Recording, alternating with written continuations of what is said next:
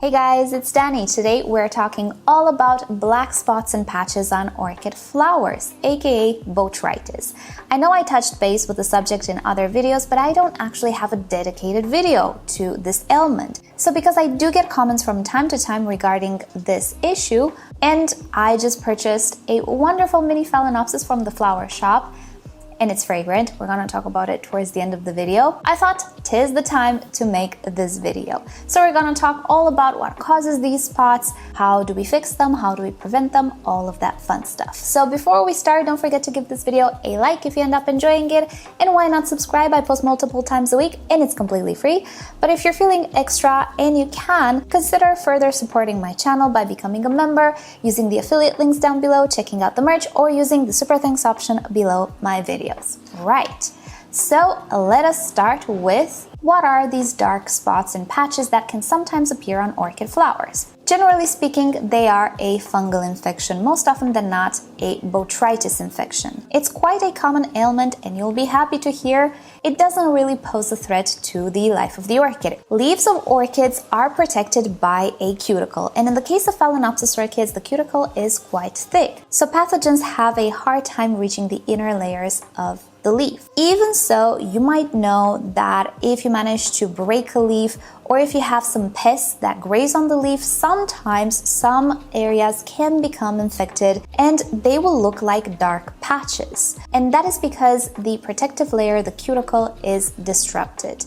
Now, flowers don't have this protective layer, and especially orchids with very thin, very floofy flowers such as cattleyas and even big flowered phalaenopsis, they are a lot more prone than leaves are to infections and pathogens affecting them. So it is actually much more common and much easier for the flowers to have issues. Now, I used to believe that waxier flowers are not as prone to having botrytis infections, but this is a waxy flowered phalaenopsis, and as we can see, we have issues. So it's not always the case that a thicker and more robust flower is more resilient to infections. But how did the infection get to the flower in the first place? Well, the most common, if not the only way to produce these fungal spots on flowers is through water droplets, from spraying, splashing, watering, misting, all of those things. Especially in an environment which is not very ventilated to improve water evaporation.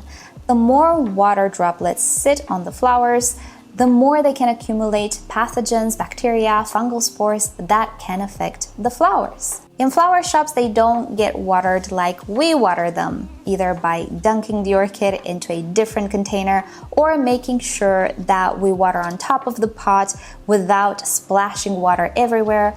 No, typically they are watered either with a hose, either with other means that are more prone to splash water around and create droplets not only on the flowers but on the leaves, and most importantly in the crowns and leaf joints. And you might know that sometimes phalaenopsis are presented for sale in those plastic sleeves that maintain their leaves upright. So a combination of lack of ventilation, splashing water everywhere, maybe a plastic sleeve, leads to that water staying on the flowers for an extended period of time, in which it has time to accumulate pathogens which can infect the flowers. It would be very different if this orchid would be placed outside, or if we would have a fan running all of the time to imitate wind.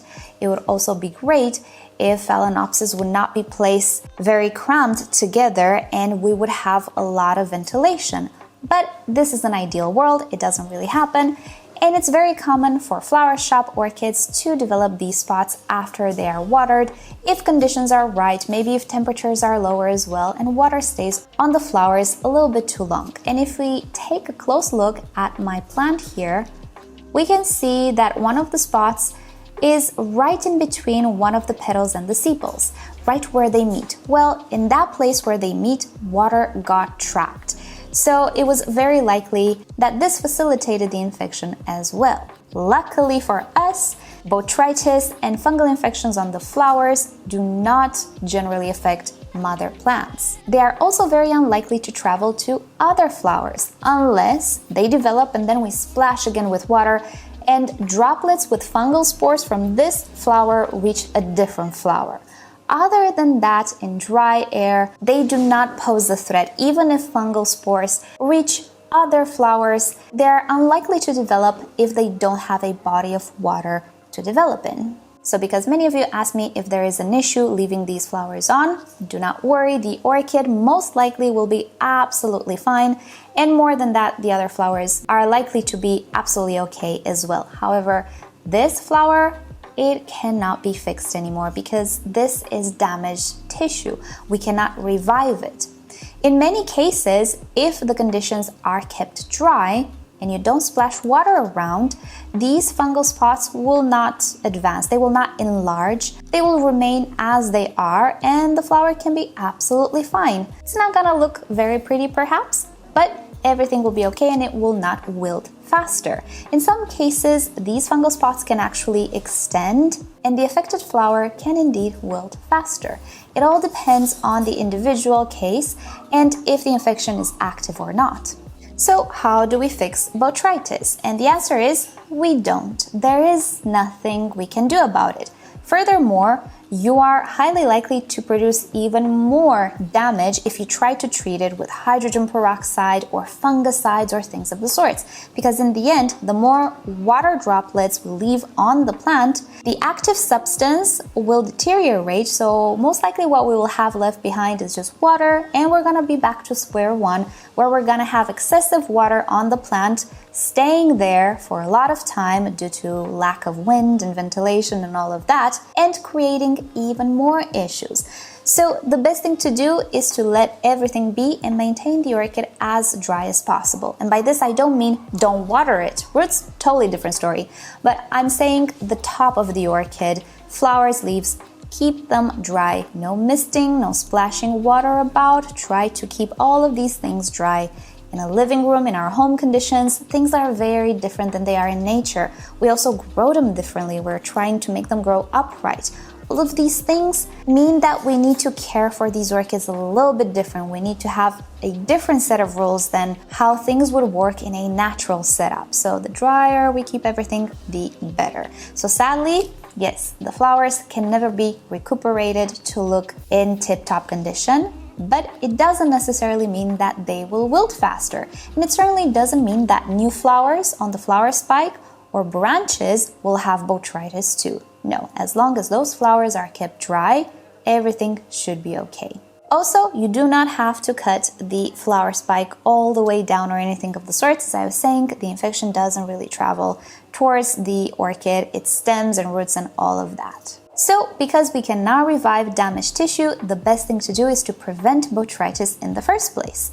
And as you would expect, the way to prevent it, it's really easy. Do not mist flowers, do not put water on the flowers, and if you splash around, try to get a paper napkin and absorb all of the droplets. If you have some droplets on flowers, it doesn't necessarily mean you're gonna have botrytis or that the flowers will fade.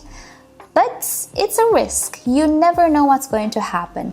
It depends on environment, season, ventilation, air freshness, the type of orchid you have even. So there are a lot of factors to consider, so we cannot really say for sure if the flowers will be okay or not if you spray them or if you leave water. The best thing to do to prevent completely botrytis is to not have water on the flowers. Now, you shouldn't have water in the crowns or in between the leaves either because it will stagnate. We're growing these orchids upright, it will stagnate. This is a lot more serious than a few spots on the flowers, trust me. You really need to be careful with the rest of the orchid. So don't go around misting and spraying the orchid, but not the flowers. Actually, you can spray the flowers as much as you want. They're just flowers, they're not gonna affect the health of the orchid, but just don't spray the orchid. However, for the sake of this video, try to keep the flowers as dry as possible. If you purchase an orchid with botrytis, don't worry. Next year it will bloom absolutely beautiful and it will not have the infection. It doesn't linger on. So your orchid will be absolutely beautiful and perfect when it reblooms. And before I let you go, let's talk a little bit about this orchid. This is a flower shop find. As always, no ID tag, but I would love to know what it is because I think it's special. First of all, it is fragrant. It has a wonderful fruity but creamy and warm and cozy type of a fragrance. It's really nice. It does not smell like Violacea or Bellina, but I do think it could be a polychilus or summer bloomer type of a hybrid because the flowers are waxier, they're kind of tiny as you can see. And what's funny about it is that the backside of the flowers is yellowish orange or golden, and the front I believe is a dark purple, but the combination of the two makes the flowers look orangey, reddish orangey, and it's absolutely wonderful. Under the Burina it glows. Leaf-wise, we can see it's quite a little bit glossy, so again, reminds me of the Polychilus subgenus.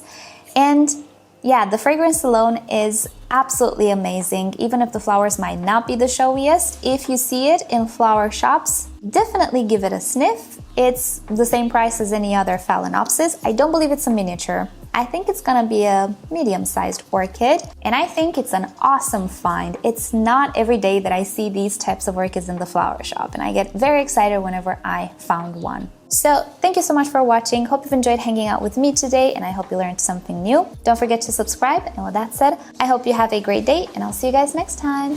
Bye! It's very windy outside. Sorry about the extra noise if you hear it. This video deserves a bit of a blooper compilation. I might put it here, actually. Okay, sweet.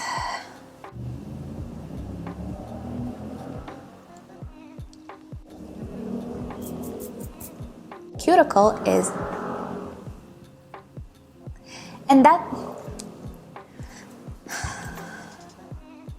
why do I think recording with my window open so it's not too hot in here is the good idea? Oh, I forgot where I was.